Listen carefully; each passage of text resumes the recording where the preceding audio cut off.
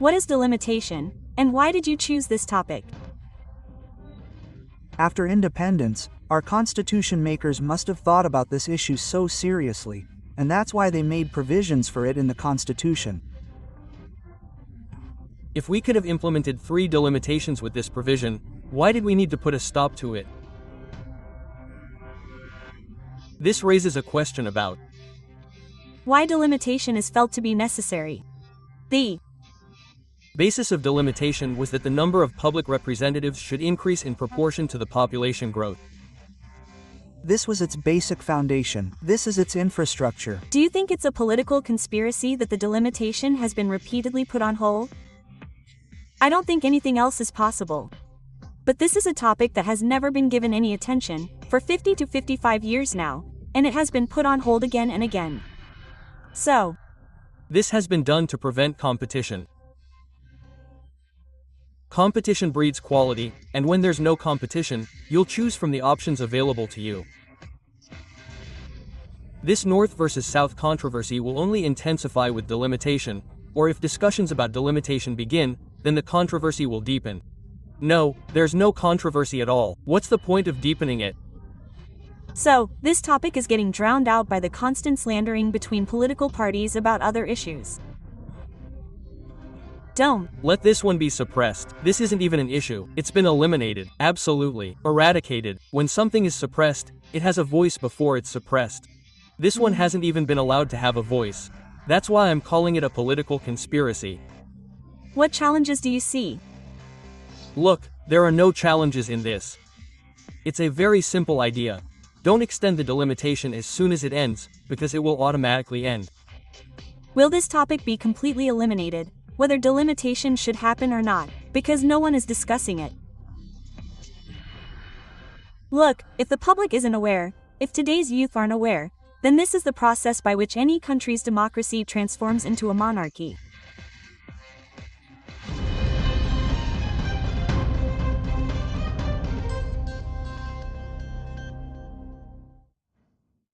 Hello, namaskar. Welcome to another amazing podcast. Today, we'll discuss a topic that you might wonder why it's needed. But believe me, listen to the podcast very carefully. Watch it until the end. Then you'll understand that this topic is truly needed, and we need to understand how much change it can bring. Today, we'll talk about delimitation. I hope you all know what delimitation is. If you don't, we'll explain it to you in this podcast, and also explain how delimitation can bring about change. How does it directly impact youth, women, and the general public? How does delimitation change the country's politics? How does it change its direction? And to discuss this topic, we have a very special guest in the studio today. The founder of IYuva and Bharat Yuva Abhiyan is with us. Rudra Pratap Singh is with us. So let's welcome him directly. Welcome. Yes, hello, let me tell you about Rudra Pratap Singh ji that he has been working for a long time for the youth and women. He is working on delimitation. His aim is to raise the voice of the youth, to raise the voice of women, to talk about their rights. And why did he especially choose delimitation? Why is this a topic on which he has been talking for years and wants to convey it to the people? Let us know and understand it directly from him. First of all, explain to our viewers in simple words what delimitation is and why did you choose this topic? Look, the important thing to understand is that when our country gained independence in 1947, we needed a constitution. The framers of that constitution, when unanimously decided in the Constituent Assembly, made a provision that, as population figures are received, seats will be delimited based on that. As population increases, representation should increase. Based on this, they made this provision in the original constitution, and on this basis, delimitation was implemented in India. This continued 3 times, initially in 1952, then in 1962, and then in 1972. Seats were delimited accordingly, resulting in an increase in seats. But then came the emergency, and what happened, or what didn't? Delimitation was put on hold. And how was this put on hold? Delimitation was put on hold for 25 years. Then, in 2001, it was extended further to 2026. So the first question that arises here is that after independence, our constitution makers must have thought so deeply about this issue and understood it, only then would they have included a provision for it in the Constitution. And if we could have done 3 delimitations with this provision, why did we need to ban it? This raises concerns about why this was necessary, and it reflects our representation. Because it is directly linked to public sentiment, the representation of the elected representatives of the people who raise their voices in Parliament and the Legislative Assembly. This is where the strength of democracy lies. When we talk about democracy, it is the people and their elected representatives. This is where democracy begins. Without these two things, democracy does not exist. So, this basic idea regarding delimitation was formulated in this way. But we discuss the emergency. The emergency was imposed in this country for 21 months. We view it as a dark chapter, but the moratorium on delimitation has been in place for 50 years, yet, we don't even discuss it. So, imagine how strong our democracy is that the provisions of our original constitution have been ignored for 50 years, and we're neither able to talk about it nor discuss it. So, this is the biggest issue regarding delimitation.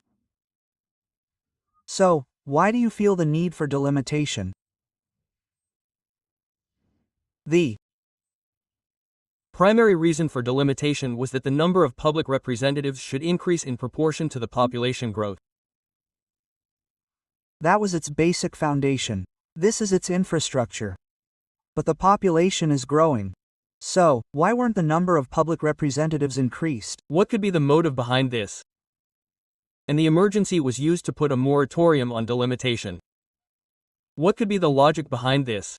Because delimitation wasn't something that was put on hold when everything was normal. It was put on hold during the emergency. So it's worth understanding what conspiracy might be behind this. And in today's times, I'll tell you one thing. If you look at it technically, anyone born after 1971 is not part of this democracy. Because delimitation was banned before that. It was banned after that, and delimitation states that your representative will increase with every population increase. So, if your representative didn't increase after 1971, you're not part of democracy. So, in these 50 years, you can see this way. Every person over 50 is not part of democracy, and the entire country has remained silent on this. Tell me, according to the 1971 census data, India's population was approximately 740 million, around 540 million. This would have equated to 543 MPs, which comes to approximately 1 megapixel per 1 million. But 50 years from now, if we consider our current population, it's around 1.45 billion. Who represents those 900 million people? If we're talking constitutionally, if we're talking about the country's constitution, then the 900 million added population is unrepresented. And when there's no representation, how can we even talk about democracy? So, why weren't those numbers given? The most important question is what made our politicians or policymakers think at that time that they stopped delimitation. What would have been the problem if delimitation had been implemented? One of the positive things about it is that representation increases, and when people come forward, plans are made based on that. Even today, all government plans are designed in proportion to the population. Regardless of infrastructure, they are designed based on the population. So, this is part of a deliberate conspiracy. If this weren't the case, I don't think there would have been any need to bring it up during the emergency. That's why this issue becomes important, and in today's times, it's even more important for young people to ask the question, why was there a need to ban delimitation? Why don't we want equal representation in this country? The way our constitution was created, only one of two things can be wrong. Either our constitution makers were wrong, or why did they introduce the concept of delimitation? The seats should have been fixed at the time of independence, and elections would be held only on those fixed seats. They introduced this concept, right? They must have understood something. Despite this, the ban imposed on it continues to haunt me. So, for me, it's important to understand the truth behind it. The country should know this. Every young person in this country who believes in democracy should know this. It's been more than 50 years, and delimitation hasn't happened. And the way you're saying it, just look at the period since the emergency. There was a moratorium in '76, and I remember a moratorium in 2001 as well. And now it's going to happen in '26, so let's see if it happens. We'll discuss that a little more with you later, but the way you're talking about it, the youth really need to be aware. But do you think it's a political conspiracy that delimitation has been repeatedly stalled? Look, I don't think there's anything else. The reason is that, as I mentioned earlier, we discussed the 21-month emergency that was imposed here. But we don't discuss the moratorium on delimitation during that emergency. You must have noticed that no political leader, no individual, has discussed delimitation. Why? Why not? It's such a big issue. Today, we're fighting for a single vote. Today, in this country, we are fighting for the Constitution. People are carrying copies of the Constitution and trying to explain how significant it is to lose even a single vote. But the rights of 50 to 90 crore people were taken away by the ban on delimitation. Why is no one speaking out? And the second argument I'll give you is that a rationale was given for the ban on delimitation. This issue is raised very loudly, and whenever arguments are presented, these are the ones given. The reasoning given for the ban on delimitation at that time was about population control.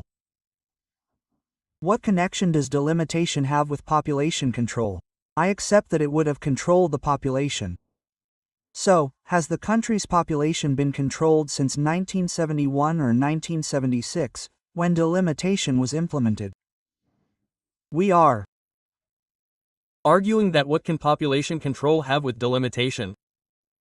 Another argument often made about North India and South India is that the population growth in North India will increase the representation of North Indians. South India controlled its population, and therefore, its representation would decrease. If you look at these statistics today, there's still a disbalance. If you look at North India, 1 megapixel per population of approximately 3 million, while if you look at South India, the figure is 17-18 million. So, there's still a disbalance.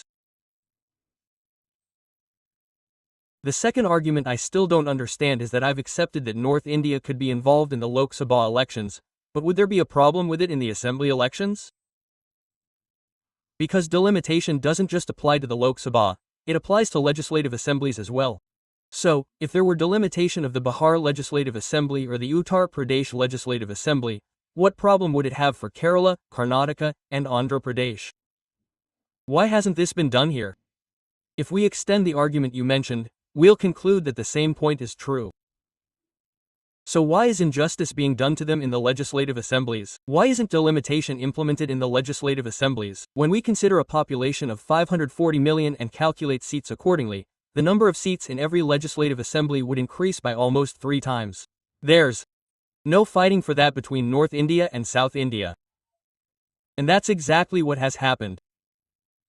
Look at the difference in the ratio of assembly seats in the newly created states compared to the existing ones.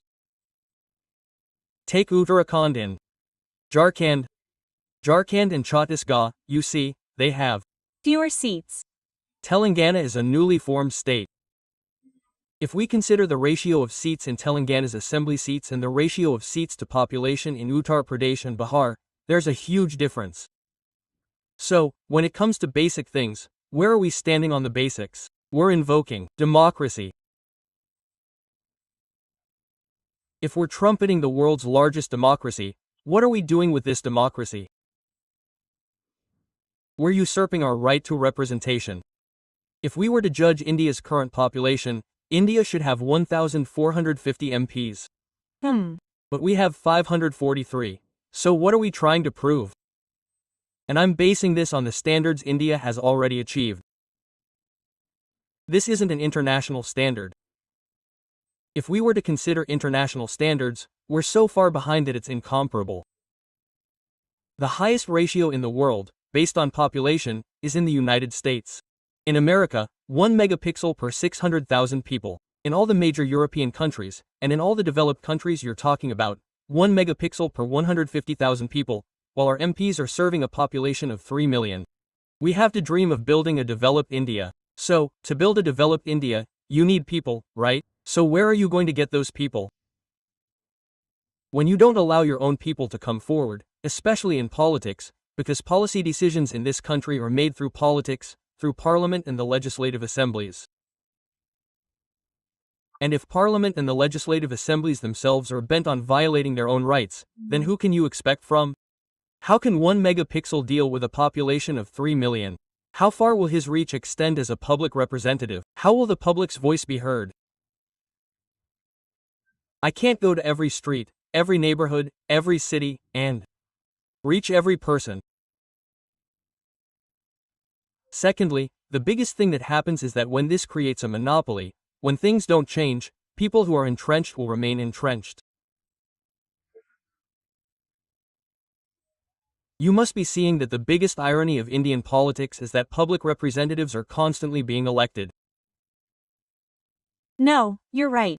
Those who are entrenched, and we have many such examples. Yes, it's loudly touted that someone is an 8-term MP, someone else a 10-term MP.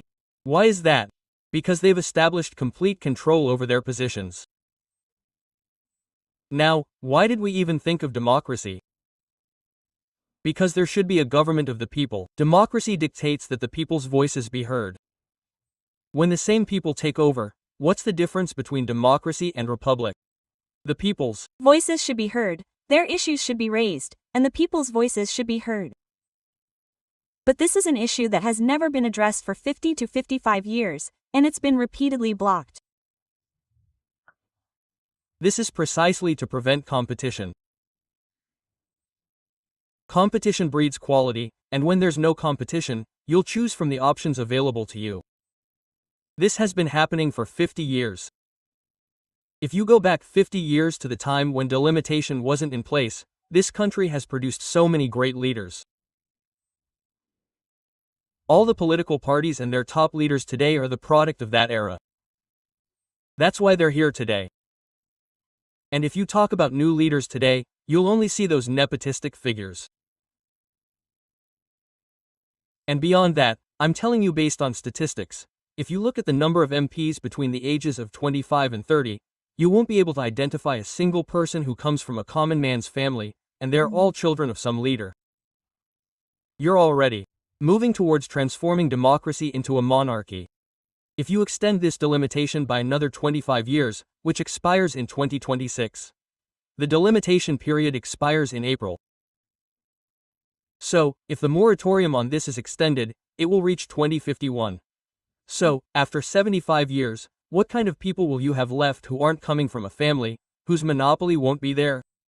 So, where does democracy survive? Then democracy itself will be replaced by republicanism. You think it will happen in 2026? I sincerely hope it won't happen in 2026, because only 6 or 8 months are left. 6 months is too short a time to melt something that has been frozen for 50 years, and no one is paying attention to it. The question is, if there were concerns about delimitation, or if we were thinking about delimitation and working towards it, then it should have been discussed by now, and the discussion should have been conducted very seriously. I'm not saying that the concerns of the South or the North are wrong, but a solution must be found, and to find a solution, you will have to discuss it. But do you think this will intensify this North versus South controversy? Delimitation, or if discussions about delimitation begin, will only deepen the dispute. No, there's no controversy at all. What's the point of deepening it? When everyone sits together and discusses this, things will come out in. This is the issue that needs to be brought to the table. What I said is that the question of intention arises because whenever this delimitation issue has been discussed, whenever a moratorium has been imposed, there has been no discussion. If there had been a discussion, it would have led to a conclusion. There are many ways. What I said was that there's no need to bring this issue into the North India-South India conflict. You should implement it in the Assembly. There's no North India-South India conflict in the Assembly, and the North-South conflict is a political issue. But this topic isn't being raised. No one wants to raise it. You're raising your voice about it. But if we talk about political parties, this topic is getting drowned out by the constant bickering among political parties about other issues. No, don't call it suppression. This isn't even an issue. It's been eliminated. It's been completely eliminated. When something is suppressed, it has a voice before it can be suppressed. This hasn't even been allowed to have a voice. That's why I'm saying this is a political conspiracy. Today, there's a battle going on in Bihar for a single voter. Across the country, there's a battle for every single voter, for the fact that a single name can't be deleted from the voter list. Consider this. 900 million people are not represented in this country. I'm not saying any political party is responsible for this. Today, I'm confidently saying that in the future, you can ask any political party about this, and they'll answer it, because they're still running their own businesses, right? After them, their sons, after them their sons. You see, the third and fourth generations of people have entered Indian politics. So, from whom did we gain independence? There were kings before. The king's son became king. This was democracy, monarchy. Yes, so, why did we transform monarchy into democracy? It was to ensure equal opportunities for everyone. And if they don't, then what difference does it make who rules over us? We. And our representatives are meant to ensure their participation. Who is responsible for ensuring this? Our highest institution is the Lok Sabha and Rajya Sabha, which are ours. Why aren't they discussing this? If we're saying that a committee can be formed on one nation, one election, and how long ago is it that a committee was formed and that report came out? Why can't a committee be formed on delimitation so that the issues being discussed, the South and North, can be resolved beforehand? So, political parties are trying their best to avoid this issue by merely making statements. But the question is, why do we want this? Political parties have self-interest. They want to remain in power, and their children to remain in power after them. But why don't the general public see that our representatives and representation are being tampered with? Our right to vote is being tampered with. Where we used to elect 1 megapixel for every 10 lakh, today we are electing 1 for every 30 lakh. Tomorrow we will be electing 1 megapixel for every 50 lakh, and after that, a time will come when we will elect one person to run the country. So this difference is in our inner thinking. I believe that every person should ask themselves this question. Why didn't we say this in 50 years? And this ban on this was imposed in 2006, and gradually this issue was ignored. By being ignored, it got suppressed. By being suppressed, it got lost. This is because those in power are profitable. As the number of people increases, competition will increase. Just think about how easy it would be for the public to have an increased number of their representatives. Now, how can an MP listen to 3 million people? How can he meet them? Or how can he go to listen to their problems? If a public representative can't reach out to his people, then how can he be considered a public representative? You're already running the country with bureaucracy. Why is there a need for anything in it? Public representatives exist to amplify the public's voice. They make laws in Parliament, keeping the public's interests in mind, that apply nationwide. And if the same thing can't reach out to the public, where will we gradually head? This is an important topic, but no one pays attention to it because it concerns the public's interests. The interests of political parties will be harmed, and why would political parties want their interests harmed? For them, it's a struggle for power. For those who are enjoying the fruits of power, why would they want to share it with anyone? You must have seen that political party workers devote their entire lives to the cause. But when a seat is allocated, if a leader is elected, who gets it? It goes to his son. The king's son will become king. He will become king, and we'll talk about democracy, and yet the same workers are still chasing them. The biggest disadvantage of not increasing seats is that new people aren't getting the opportunity to enter. And when new people don't come, how can you decide who is good or bad in the competition? When we compare 10 people, we decide who is good and who is bad. We're constantly comparing the same people over and over again. How can that be good or bad? The new youth, those with a spark, a fire, a vision, are unable to stand up and stand up. And we're faced with the same old faces, and we're seeing the same things happen again and again. There's not much time left until 2026, in April. You think it won't happen because the discussion hasn't even begun. What challenges do you foresee? Look, there are no challenges in this. It's a simple solution. Don't extend the limitation as soon as it expires, because it will automatically expire. It can be extended, but it can't be stopped from expiring. Because according to the old provisions, it will automatically expire on April 26. Then it will come into effect. But if it is stopped, what I said is that you have to work to stop it. There's nothing to do to end it. It will come into effect automatically. But it will be stopped. I believe this is because the government is convinced of this. They don't want to engage in this discussion. They have no interest in it. I told you, if this is such an old issue, such a serious one that has been postponed for 50 years, how can it be resolved in 6 months? What are we doing to prepare for it?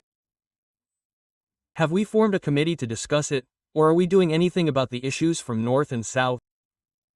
So, we're not. We're not discussing it at all, because discussion itself is the biggest problem. Because if there is a discussion, the people of the country will ask why it wasn't done for 50 years. Because when people find out that I've usurped your rights, your first question will be, why did you do this? Why did you do this? To avoid this question, every political party is trying to avoid it. And for every political party, this is the biggest issue. It will happen someday, right? If you postpone the 26th, as you seem to think, because if the base hasn't been established, how will it happen?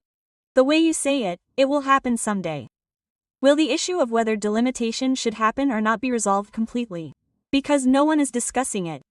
Look, if the public isn't aware, if today's youth aren't aware.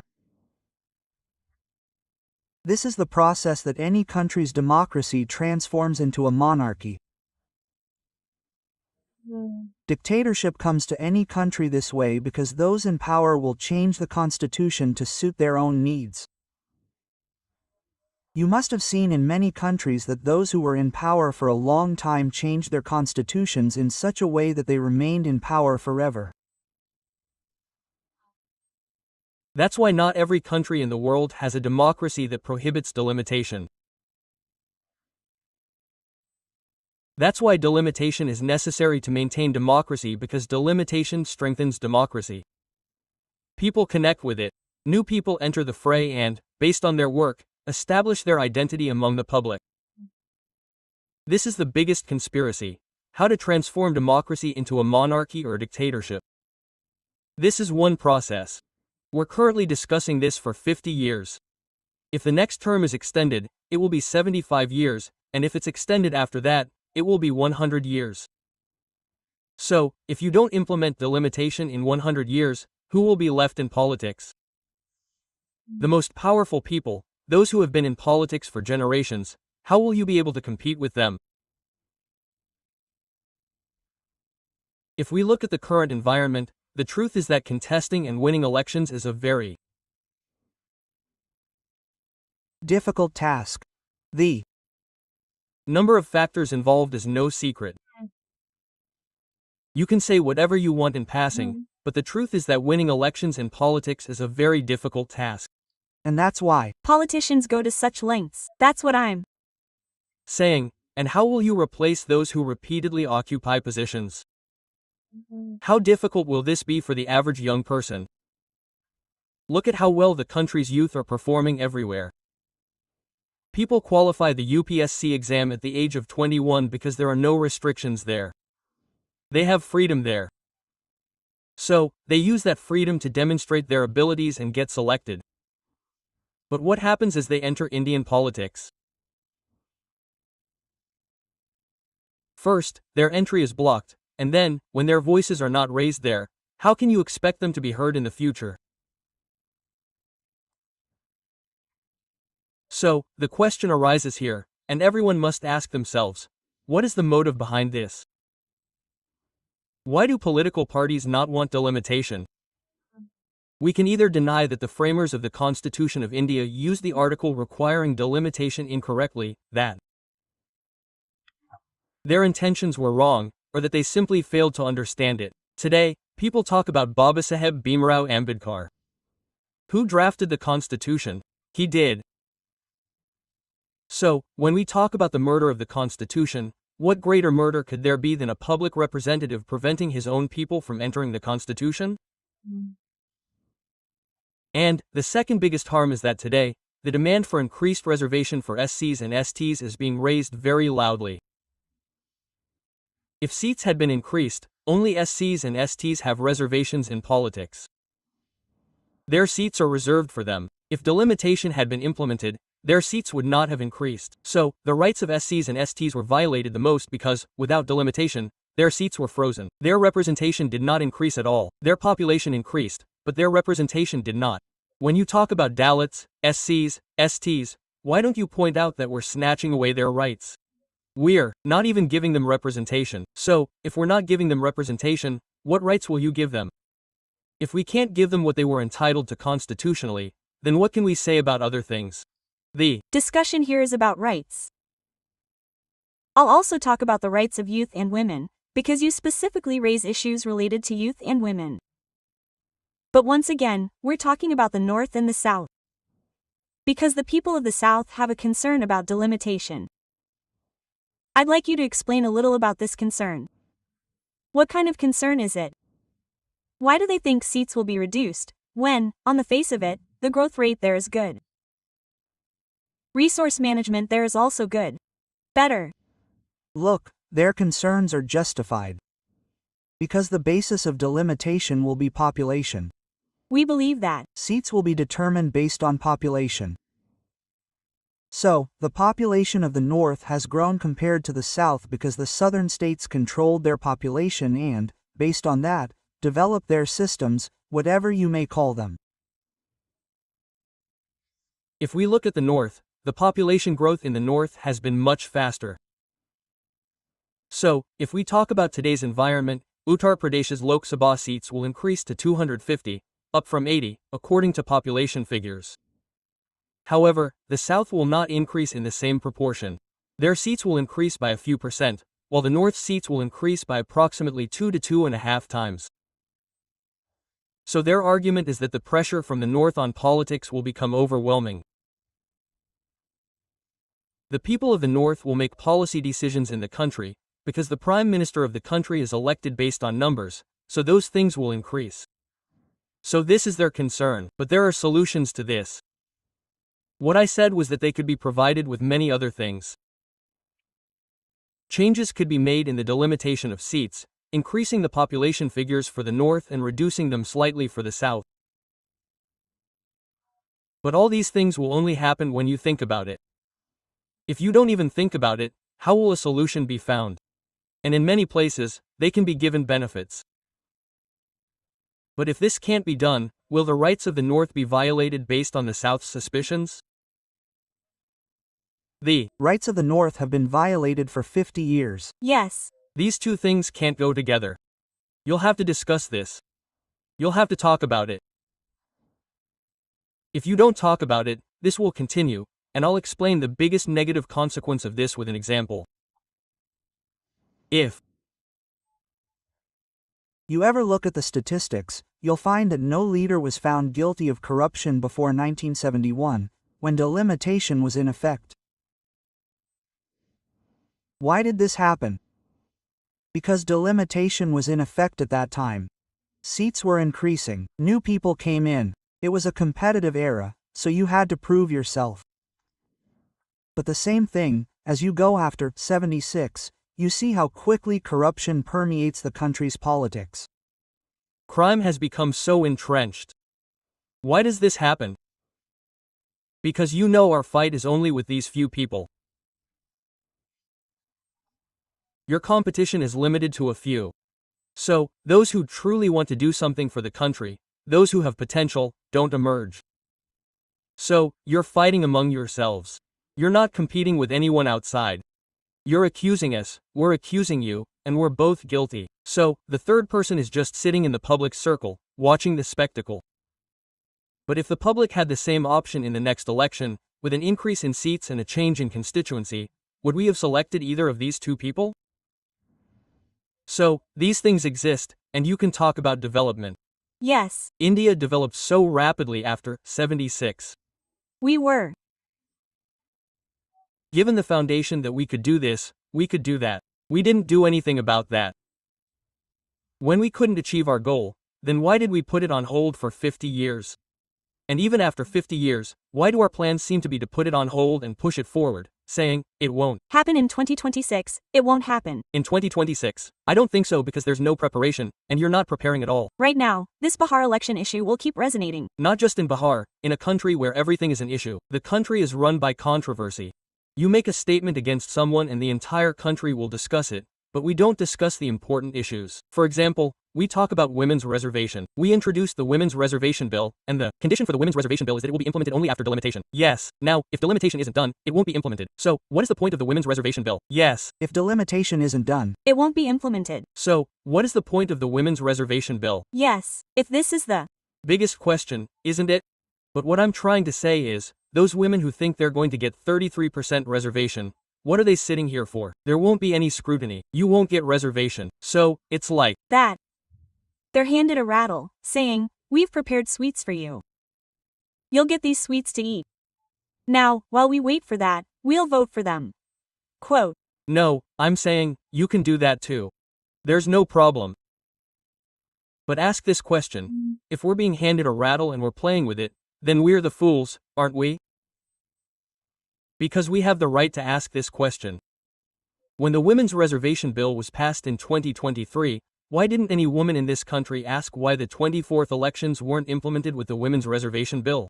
We should have held the 24th elections with the Women's Reservation Bill. Why is there so much delay? We've been sitting around for 75 years, just like that, with the women's rights issue. If I'm asking why a day's delay in getting their rights, it was going to be passed in 23. It should have been implemented in the 24th Lok Sabha elections. Why was there a need to add a condition to it? And if we have added a condition, and that to a delimitation condition, then the Women's Reservation Bill won't be passed, in my opinion. From what I understand, and from what I see, we're not asking questions. If women constitute half the population, 65% of the youth in this country, then why aren't they asking, what are you doing for us? What are you not doing?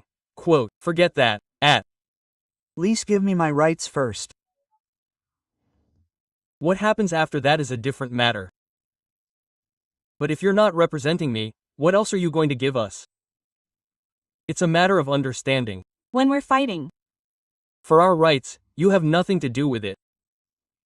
So, if this problem is arising, what will happen to other things that are happening? Everyone, especially women and youth, will have to ask questions about what the motives behind this are. They will have to be aware. They will have to ask questions. They will have to ask questions. Continue on with the rest of the issues. Whoever you consider your role model, whichever political party you are a member of, ask the leader of your political party why my rights and my rights are being violated. This means that the lack of hard work is directly affecting the representation of youth and women. It is absolutely direct. The plight of Indian politics in the last 50 years is being repeatedly stated that morality has vanished from Indian politics. People have lost their empathy for others. Why is this happening? It is happening because politics is not allowing any capable person to enter. We're not even giving them a chance to prove their representation, and we're doing this as part of a conspiracy that's harming the youth and women the most. Where has the number of women reached today? If women constitute 50% of the country, how many women are actively involved in politics in your country today? Now, when it comes to voting and we look at the voting percentage, women are more aware than men, stepping out of their homes and exercising their right to vote. So, What did I say? We use them everywhere except where they are empowered. Wherever there's talk of empowering them, I'm asking why it wasn't implemented in 24. The question arises, we're 75 years late in giving women their rights, and yet we link them to delimitation, saying we'll implement it after delimitation, and our intentions are unclear. If we were to tell the youth today, we would have 3 times the number of Lok Sabha and Assembly MPs. Every young person, including those who would contribute to the country's progress. If we want to develop the country, how will a developed India be built? We need people for that. We need capable people. We need capable individuals who can contribute to making this country great. But when will that capability come? How will we prove that capability if we don't allow them to come? If we create obstacles for our own people and try to push their future into the abyss, then what kind of developed India are we talking about? And as I said, when you look at the entire world, you need to understand how the entire world is working. Look at Britain and America, from which we adopted our constitution. Have they banned delimitation? No, they haven't. They keep delimiting. America's democracy is so old, they have never done anything like this, so why isn't such a situation developing there? But we're not even doing the things that are fundamental to our needs. But how will transparency come? how will transparency come? For transparency, first of all, this ban on delimitation should be lifted. And look, what I said earlier, this is a constitutional system that has no obstacles of any kind. It has nothing to do with political parties. Political parties' involvement is limited to imposing restrictions. You should leave it open. A delimitation commission is formed, which determines its seats impartially. It determines its constituency, and the election commission conducts elections based on that. But the political parties' interest in this is that they have imposed restrictions on it. You should leave it free. The commission will be formed, it will make its recommendations, and based on that, elections will be held in the country, and you will get an increased number of seats. After that, the elected representatives will work in their own way. It's that simple. Can Delimitation be done in a fair and just manner? No, delimitation always happens in a fair manner. Because, to date, there have been no questions raised about the delimitation process, as it is conducted with complete impartiality. There has been no delimitation since then. The question is, the Delimitation Commission is completely impartial and carries out its work in the same manner. There is no objection or problem with that. The Delimitation Commission will act in its own way, as it deems appropriate, in the manner it is formed. But if there is a moratorium on it, and if there is a moratorium, then the Delimitation Commission will not be formed. Because the Delimitation Commission's sole function is to delimit the seats, and after that, it automatically ceases to exist. But the question here is that neither is delimitation taking place nor is there any discussion about it. If there is a discussion about delimitation, then delimitation can be done with transparency, which is a complete process. You are the founder of IYuva and Yuva Bharat Abhiyan. You have been working for youth and women through these organizations for years. What message would you give? Look, I've always believed that the responsibility of youth towards the country is the greatest. The future lies in their hands. Any decision made today will have to be paid for by the young generation, bearing the consequences in the future. So, youth must be serious about asserting their political rights, because governments will change. But they will have to face the same circumstances that have been created. If the youth who opposed delimitation 50 years ago had been around, I don't think we would be discussing this topic today.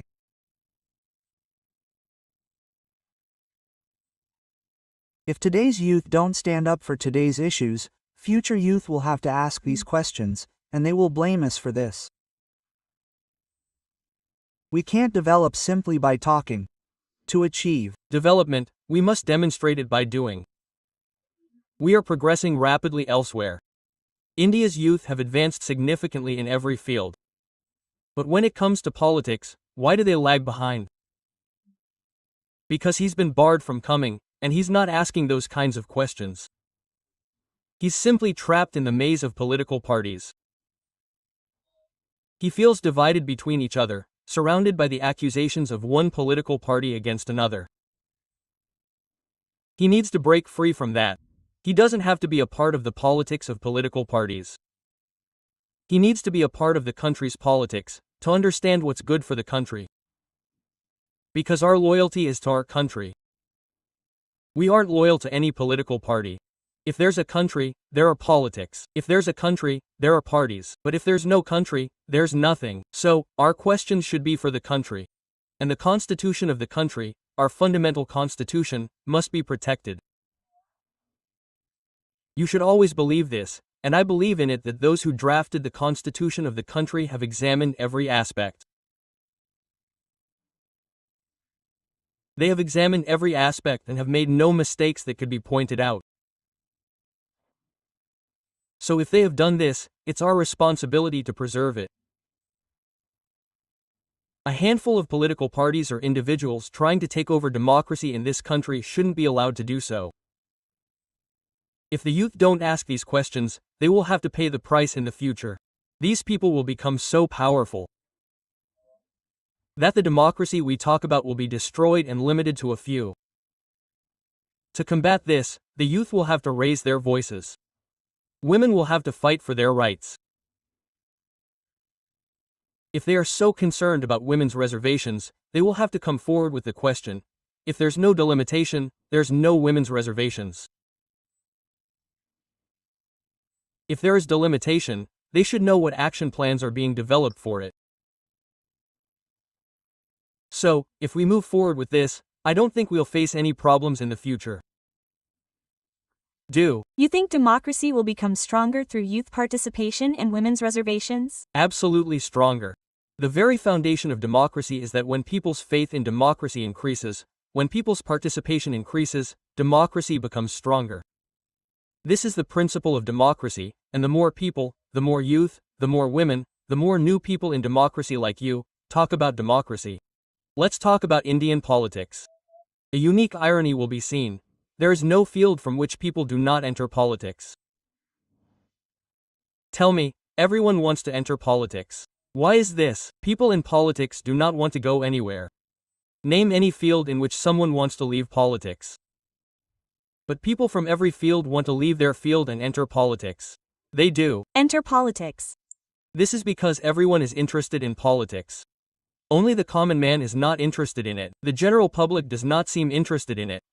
The day the people of the country start taking an interest in politics, you'll see that if we're talking about 2047, India will become a developed nation in 2040. The day the common man becomes interested, I don't think anyone can stop India from becoming developed. You mentioned 2047. India will celebrate its 100th anniversary in 2047. What is your vision for the coming years, through delimitation? I believe that if we take this step, given the current discourse in our country's politics, at least for the first time in our country's politics, we're hearing about when we will achieve a developed India. We've at least met a deadline, which is very welcome. But something is said to be achieved to achieve it, not to reach the destination. One step is necessary, and I believe that step is delimitation. If delimitation happens, participation in politics increases. Young people who have potential. You see, Indian youth are making waves across the world. You must have witnessed the work ethic of Indian women, how they have made a name for themselves in every field. You must have seen the bravery our women displayed during Operation Sindoor. So, as their participation increases, I don't believe anyone in the world has the capacity to stop India. But when India is held back by its own people, when we ourselves don't allow our own people to come forward, if we suppress the talents within us, how will they emerge? So, I believe that for this, everyone should be given equal opportunities. People's participation should be increased, and the goals we say we will set for 2020 will be achieved by 2020. But for this, our steps must be taken with strength. We should show off to outsiders. What's the point of showing off to our own people? We can show off as much as we want on the world stage. But when we talk about internal politics, at least we should promote our youth. We should promote our women so that we can show the whole world. When we talk about America today, a woman of Indian origin is contesting the presidential election. We are so happy about that. But when it comes to women from our own country, we remain silent. We are simply imposing nepotism in the name of our country's women. When a woman from our own political party's own family became president, we saw the kind of abusive language used by the opposition. No, what I said was that this is our politics. If you look closely at our country's politics from the very beginning, you will see that women and youth have contributed immensely. Look at the huge contribution women and youth made in the country's freedom struggle. When the country became independent, how many women participated? But how was this eradicated after that? I am telling you with a statistic from when the country held 3 consecutive elections. When delimitation took place, the number of young MPs under the age of 40 was around 30%. How did it drop to 10 to 12% today? At that time, youth were taking an interest in politics. Why aren't young people taking an interest in politics today? This is one argument, because we are preventing them from entering politics. We need to think about this. Yes, we need to think about why this is happening. If we can excel in every field, why can't we do so in politics? We can coordinate with others. We can control the entire global economy. So why have we been kept so far away from our own politics? This question needs to be asked now. I believe the more participation we have, the easier it will be for a developed India, and we have all the resources. We just need to look at ourselves and see what our capabilities are. The day our country looks at itself and recognizes its potential, I don't think anyone can stop us from developing. You've made the right points, saying it's crucial to raise this issue. Participation of young women, their husbands, and their awareness are crucial. This is a topic that truly deserves to be considered, thought about, and it's crucial to raise it so that democracy can be strengthened. You shared your views and explained so clearly to our viewers why delimitation is necessary. Thank you so much for that. If you haven't already subscribed to the channel, please do so. What other topics do you want to see on podcasts? What topics should be discussed? Please let us know in the comments section.